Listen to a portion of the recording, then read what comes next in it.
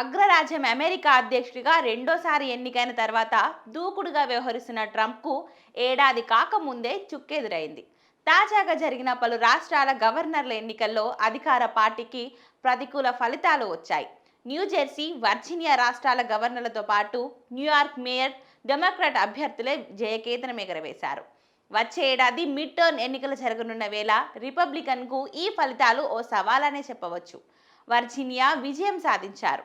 ఈ ఎన్నికల్లో అత్యంత కీలకంగా మారిన న్యూయార్క్ నగర మేయర్ పదవిని డెమోక్రాటిక్ పార్టీకి చెందిన జోహన్ మహమ్మద్ని కైవసం చేసుకున్నారు. మరోవైపు ఓహయోలోని సిన్సినాటి నగర మేయర్ ఇదే పార్టీకి చెందిన అఫ్తస్ పరేవాల్ విజయం సాధించారు. వరుసగా రెండోసారి గెలుపొందిన ఈయన అమెరికా ఉపాధ్యక్షుడు జేడీ వ్యాన్స్ సమీప బంధువు సోదరుడిపై ఈసారి విజయం సాధించడం విశేషం. న్యూజెర్సీ నూతన గవర్నర్ పోటీలో డెమోక్రాట్ అభ్యర్థి మిక్కీ షెరిల్ విజయం సాధించారు. రిపబ్లికన్ అభ్యర్థి జాక్ సియాటరెల్లీపై ఆమె గెలుపొందారు. వర్జీనియా గవర్నర్గా డెమోక్రాట్ అభ్యర్థి అబిగెల్ విజయం సాధించారు.